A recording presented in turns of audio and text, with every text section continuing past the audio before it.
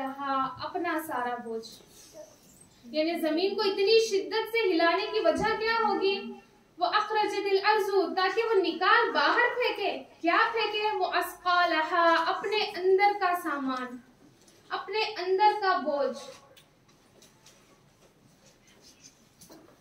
जमीन के अंदर जितने भी मुर्दे हैं,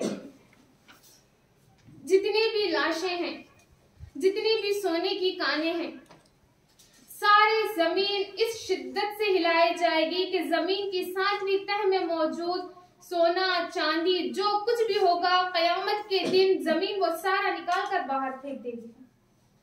इतना शदीद जल्जला होगा। आज हम छोटे से जल्जलों को बर्दाश्त नहीं करते, अपने घरों के बाहर आकर खड़े हो जाते। कहीं एक छोटा सा झटका लगता है तो सारे रिश्तेदारों को बात करते हैं कि हमारे पास ऐसा हुआ, हमारे पास वैसा हुआ।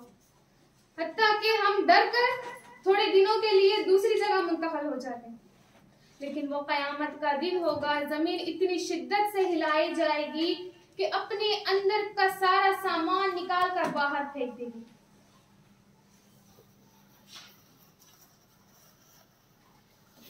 जब जमीन को हिलाया जाएगा तो कब्रों में सोए हुए आदमी सब के सब उठ खड़े होंगे।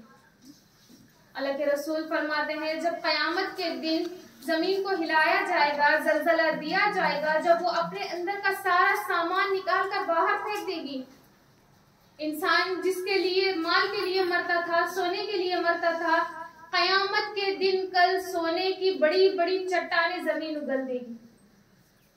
छोटी नहीं, बड़ी बड़ी चट्टानें जमीन अपने अंदर से सोने की निकाल बाहर फेंकेगी।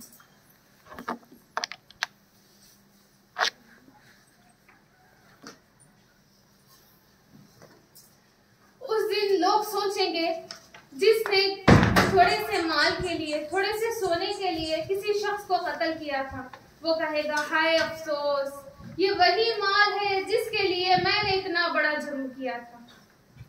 दूसरा शख्स जो अपने माल के लिए, दौलत के लिए रिश्तेदारों से कता ताल्लुकी कर बैठा था, वो कहेगा हाय अफसोस, अफसोस है मुझ पर कि मैंने इसी माल के लिए अपने रिश्तेदारों से कता ताल्लुकी की थी।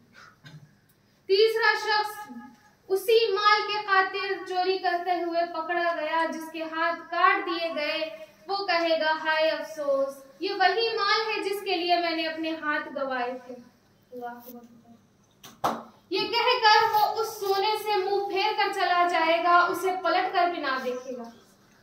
दुनिया में हम जिस सोने को जमाने के लिए तड़पते हैं, जिस माल की हिफाजत में हम दिन रात मेहनत करते हैं, जागते हैं, माल जमा करने की हिर्स हमारे अंदर है, लेकिन कल कयामत के दिन सोने की छोटी तो नहीं, बड़ी बड़ी चट्टानें लगी होगी, ढेर लगे होंगे, लेकिन इंसान उसको पलट कर भी ना देखेगा। अफसोस करेगा अपने आप पर कि मैंने किस गलती में अपनी जिंदगी गुजारी है। इस माल के खातिर जो आज बेपरवाह पड़ा है, जिसको कोई उठा भी नहीं रहा, जिसको कोई हाथ भी नहीं लगा रहा, जो आज कुछ काम का नहीं, मैंने उस माल के लिए अपनी जिंदगी बर्बाद की, अपना वक्त बर्बाद किया, रिश्तेदारों से कता ताल्लुकी की, कत्ल का इल्जाम सर ले लिया, अपने हाथ गवा दिए, हाय अफसोस।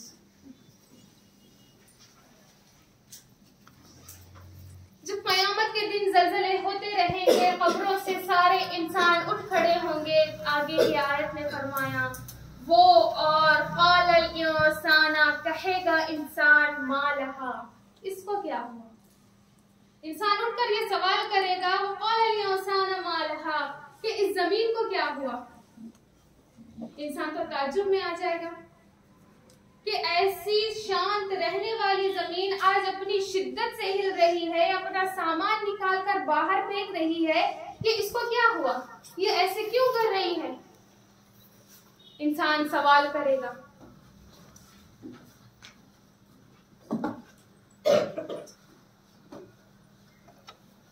दुनिया के जल्जले तो छोटे छोटे होते हैं, लेकिन कयामत के जल्जले बड़े होंगे।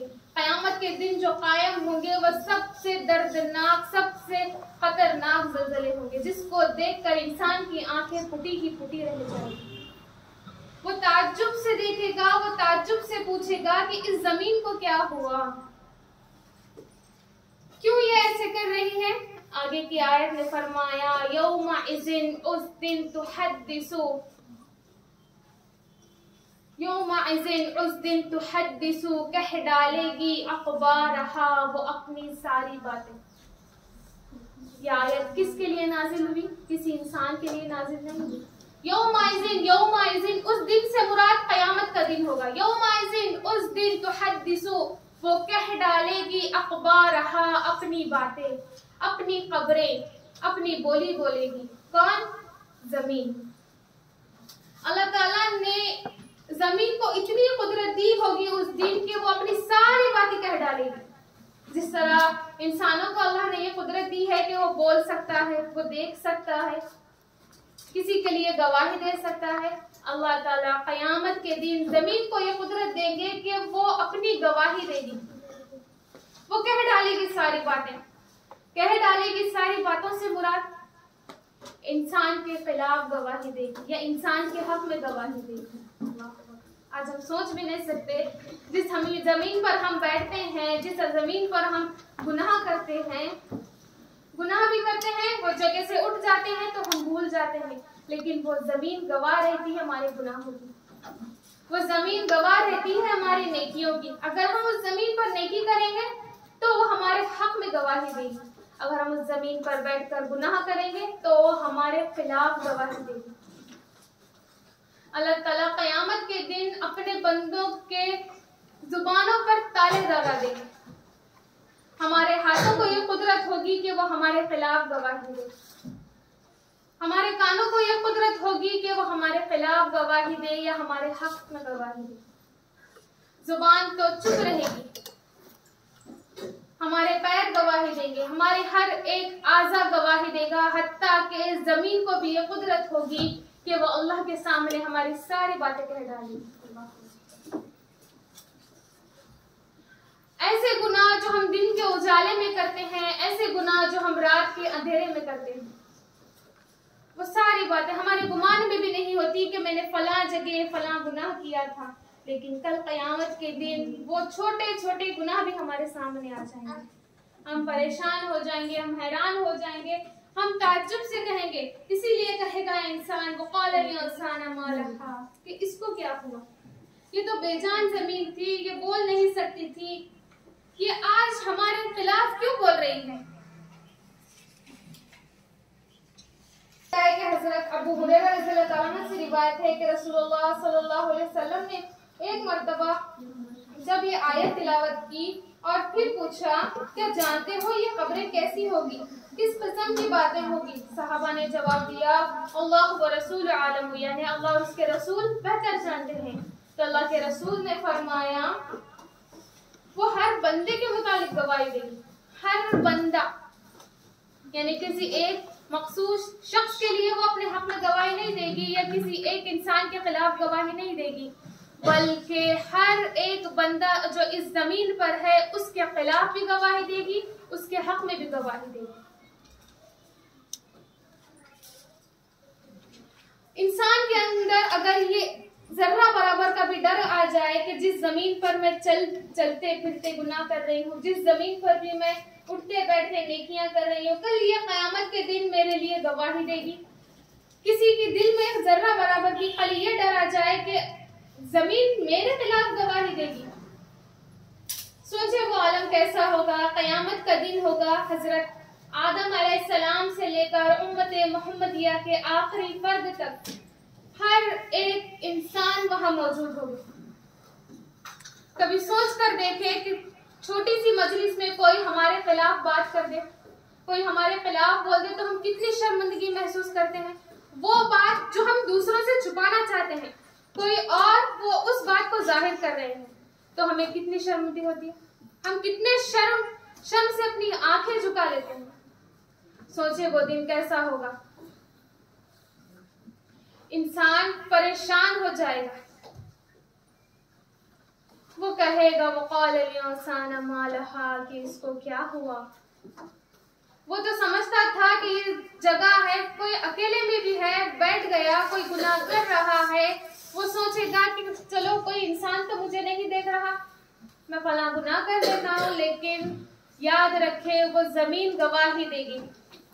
4 लोगों के बीच में हमने बैठकर गुनाह किया हो, वो जमीन वो भी गवाही देगी। तन्हाई में बैठकर हमने गुनाह किया हो, जमीन वो भी गवाही देगी। इंसान के अंदर बस इतना सा डर आ जाए कि जो जमीन पर मैं गुनाह कर रही हूँ, कल ये कयामत के दिन सबके सामने मेरे खिलाफ गवाही देगी, मुझे जलील होना पड़ेगा, मुझे इस जलालत से बचने के लिए अपने आप को सुधारना। किसी के अंदर इतनी सी बात आ जाए तो फिर उसकी दुनिया भी कमाल की है, उसकी आखिरत भी कामयाब है।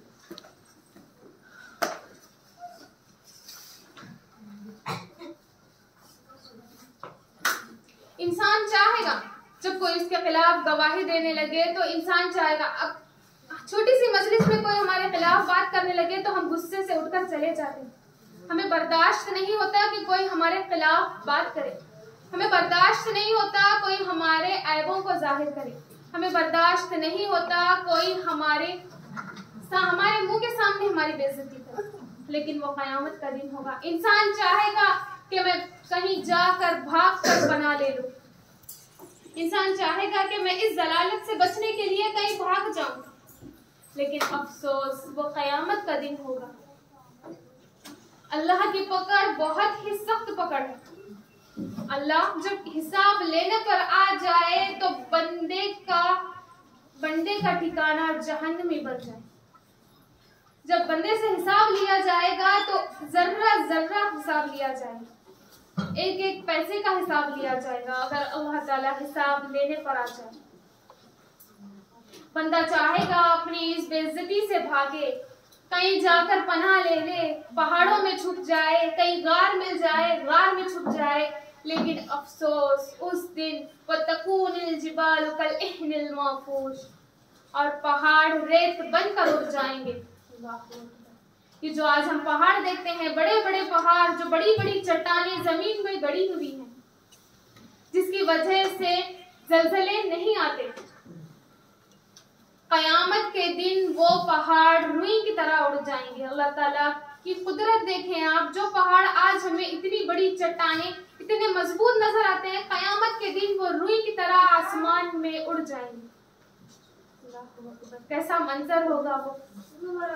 जमीन एकदम पूरी चटेल मैदान कर दी जाएगी, जमीन पे कुछ बाकी ना रहेगा सिवाय यहाँ से लेकर वहां तक जितनी भी जमीन होगी पूरे के पूरे इंसानों से भरी होगी,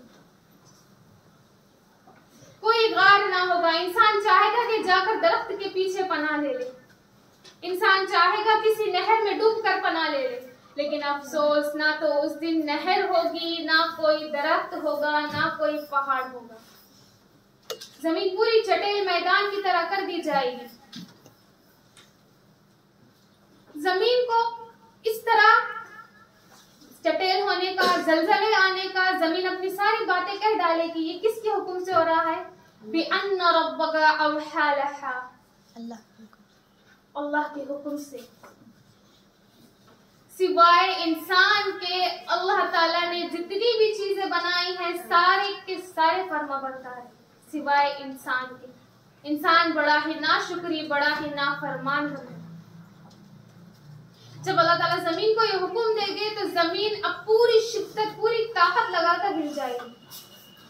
जब पहाड़ों का हुक्म होगा, बड़े बड़े पहाड़, बड़े बड़े चट्टानें रेत बनकर हवा में उड़ जाएगी। क्यों?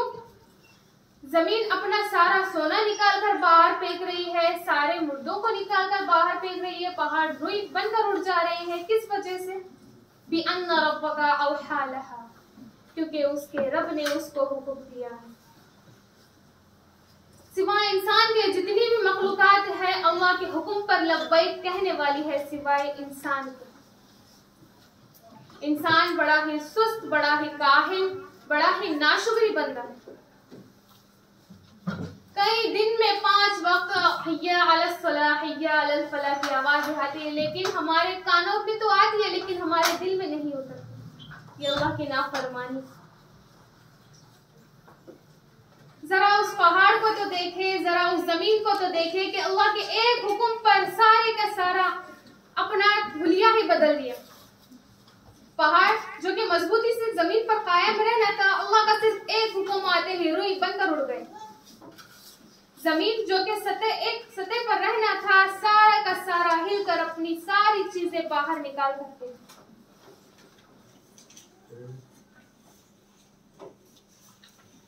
फिर आगे की आयत में फरमाया यौमइज़िन, उस दिन यस्दुरुन्नासु, हो पड़ेंगे लोग अश्ताता, तरह तरह के, यानी उस दिन से मुराद कयामत का दिन होगा।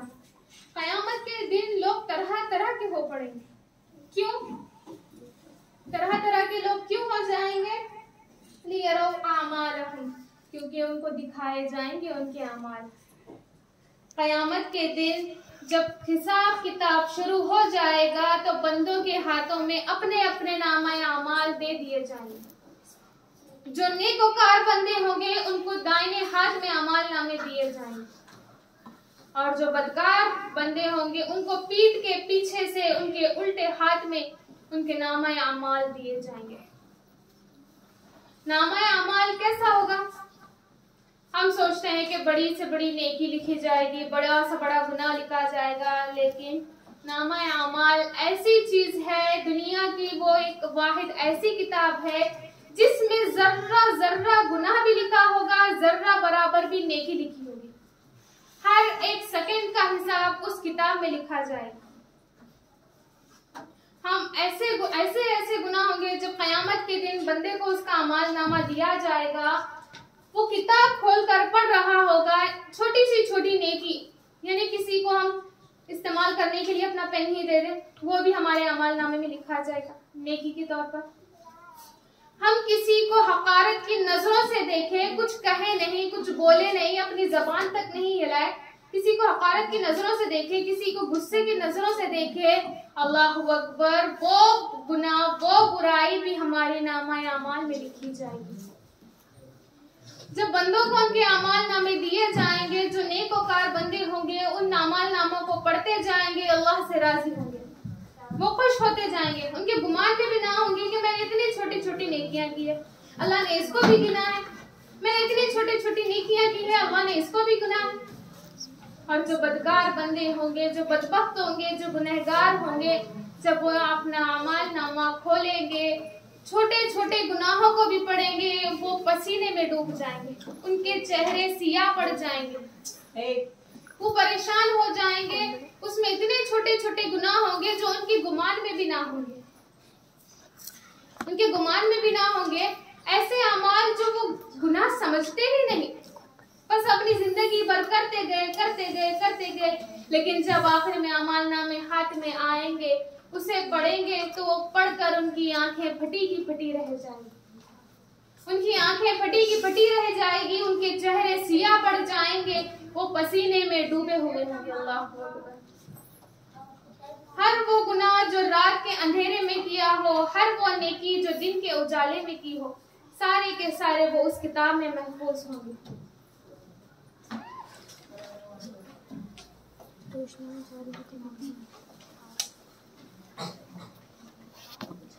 जब कयामत कायम होगी, कयामत के दिन लोग 3 ग्रोह में आएंगे। पहला वो ग्रोह जो सवारियों पर सवार होकर आएंगे, बड़े ही नेकोकार अल्लाह वाले लोग, जो मन चाहे जिंदगी नहीं, रब चाहे जिंदगी गुजार कर आए होंगे, पहले वो सवारी पर आएंगे। दूसरे पैदल चलते हुए आएंगे। तीसरे बदकार, बदबख्त, नाफरमान, नाशुक्र बंदे अपने मुंह के बल घसीटते हुए लाए जाएंगे, मुंह के बल चलते हुए आएंगे। अल्लाह ताला ने इंसान को ये कुदरत दी है, ये ताकत दी है कि वो अपने पैरों से चल सकता है, लेकिन कयामत के दिन अल्लाह का हुक्म होगा तो वो गुनहगार बंदे अपने मुंह के बल चलते हुए आएंगे। अल्लाह इतने जलील होते हुए आएंगे। फिर आगे की आयत में फरमाया, सो जिसने जर्रा बराबर भी यरा नेकी की होगी, वो उसको देख लेगा। मैंने बताया आपको, ऐसी छोटी छोटी नेकियां जो हमारे गुमान में भी नहीं होती, किसी को पेन देना, किसी को पानी देना, किसी को बैठने के लिए जगह देना, किसी से मुस्कुरा कर बात करना, ये सारी नेकियों में शुमार है। हम सोचते भी नहीं, ऐसी ऐसी नेकियां अल्लाह ताला क़यामत के दिन हमारे नामा अमाल में हमें दिखाएंगे। सारे मखलूक के सामने, सारे बंदों के सामने, अरबों खरबों बंदे होंगे। सबके सामने अगर हम एक नेकी भी करें तो सबके सामने ऐलान कर वो नेकी सुना दी जाएगी। फिर आगे की आयत ने फरमाया ये कुरान की सबसे खतरनाक आयत कहलाती है।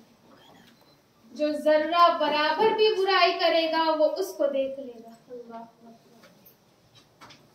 जर्रा बराबर भी, जर्रा कितना होता है?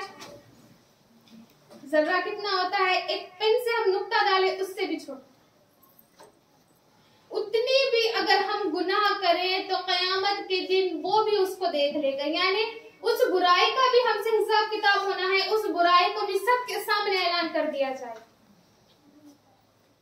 किसी ने किसी को गुस्से से देखा या हकारत भरी नजरों से देखा या नफरत भरी नजरों से देखा, वो बुराई भी उसके अमाल नामे में लिख दी जाएगी। जिसको वो बुराई ही नहीं समझता, जिसको वो गुनाह ही नहीं समझता। कुरान की सबसे खतरनाक आयत। ये छोटे छोटे तो छोड़े, बड़े बड़े गुनाह जब सबके सामने ऐलान कर दिए जाएंगे, हमारे घर वाले भी होंगे, हमारे अड़ोस पड़ोस भी होंगे, हमारी सहेलियां भी होंगी, सबसे बड़ी बात मेरे नबी के सामने हमारे गुनाह खोल कर रख दिए जाए। कितनी शर्म हमें अभी आती है हमें सोच कर कि अम्मा आयशा होगी, अम्मा हव्वा होगी, मेरे नबी खड़े होंगे, हजरत आदम अलैहिस्सलाम खड़े होंगे, सारे अंबिया होंगे, सारे रिश्तेदार होंगे, माँ बाप होंगे, उनके सामने हमारे एक एक गुनाहों को पढ़कर कोई सुनाए।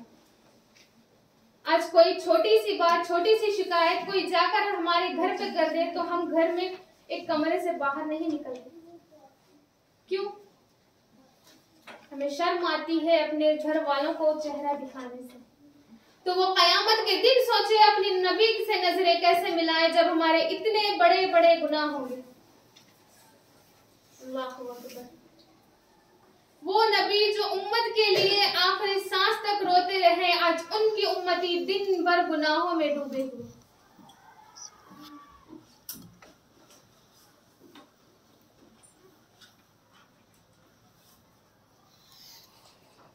इंसान के अंदर अल्लाह का तक़वा, रसूल से मोहब्बत होनी सबसे ज्यादा जरूरी है। क्योंकि जब अल्लाह का डर होगा इंसान गुनाह को छोड़ेगा। जब नबी से मोहब्बत होगी, नेकियां करने में उसे मजा आएगा, सुन्नतें पूरी करने में उसे दिलचस्पी आएगी।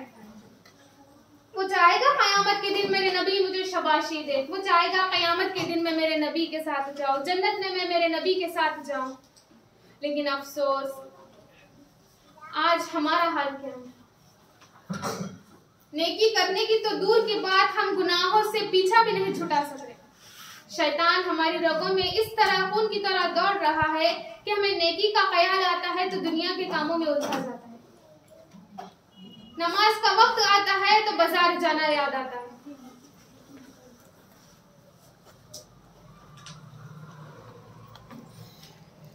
ऐसा होगा, कयामत जब कायम होगी तो सूरज बेनूर हो जाएगा, सूरज काला पड़ जाएगा। जैसे पहाड़ रेत की तरह उड़ जाएंगे, सूरज काला पड़ जाएगा, अपनी रोशनी खो देगा।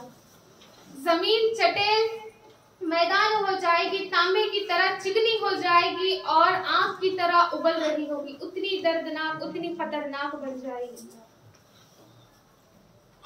आसमान फट जाएगा, तारे बेनूर हो जाएंगे। कयामत का ऐसा मंजर होगा।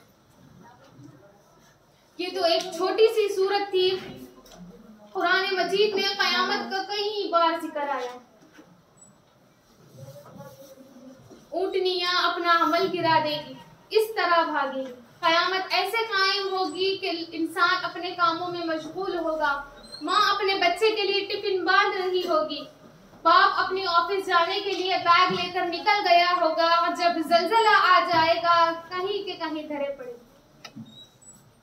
वहीं उस आवाज से गिर जाएंगे। जब उठाए जाएंगे तो कहेंगे मालहा, इसको क्या हुआ? जब अमाल नामा देखेगा तो आंखें फट पड़ेगी। अल्लाह अकबर। इतना खतरनाक मंजर होगा। इसमें कई बड़ी बड़ी सूरतें आती है, ये तो एक छोटी सी सूरत थी। कयामत का मंजर, सूरतुल क़यामा, एक पूरी सूरत मुताल्लिक़ है। इंशाल्लाह अगर आपको वक्त मिले तो वो सूरत पढ़े, वो सूरत का तर्जुमा पढ़े, वो सूरत की तफसीर पढ़ कर देखें इंशाल्लाह। अगर वक्त मिल जाए तो उसकी तफसीर पढ़े। जब हम ऐसी सूरतें पढ़ते हैं तो दुनिया हमें पानी लगती है। जिस दुनिया से हम इतनी मोहब्बत करते हैं, इतना दिल लगाते हैं, दुनिया को पाने के लिए, दुनिया की आस में हम किसी का नाहक माल भी खा जाते हैं, किसी का हक भी मार देते हैं। लेकिन जब हम कुरान को तफसीर के साथ पढ़ेंगे, अल्लाह की आयतों को जानेंगे, हलाल व हराम में फर्क जानेंगे, तो एक एक करके इंशाल्लाह हमारे दिल से सारी बुराई मिट जाएगी इंशाल्लाह। मैं आपका ज्यादा वक्त नहीं लेती। इंशाल्लाह कोशिश करें कि रोजाना एक सूरत की तो तफसीर पढ़ें, एक आयत की तो तफसीर पढ़ें, क्योंकि हम अरबी में कुरान पढ़ते हैं। अरबी तो हमें आती नहीं, हमें माने तो समझ में नहीं आते, लेकिन जब हम माने के साथ पढ़ेंगे, जिसको उर्दू आती है उर्दू में पढ़े, जिसको कन्नड़ आती है उनको कन्नड़ में पढ़े, तफसीर पढ़े। रोज एक आयत की, कम से कम एक आयत ने हमको क्या हुक्म दिया हमें वो भी समझ आए, अल्लाह ने कुरान क्यों नाजिल किया हमें वो भी समझ आए, अल्लाह ताला ने हमें क्यों पैदा किया, किस लिए बनाया, वो भी हमें समझ आ जाए। इंशाल्लाह मैं अपनी बात को खत्म करती हूँ। वाक़िअ दावाना अल्हम्दुलिल्लाहि रब्बिल आलमीन। अस्सलामु अलैकुम व रहमतुल्लाहि व बरकातुहू।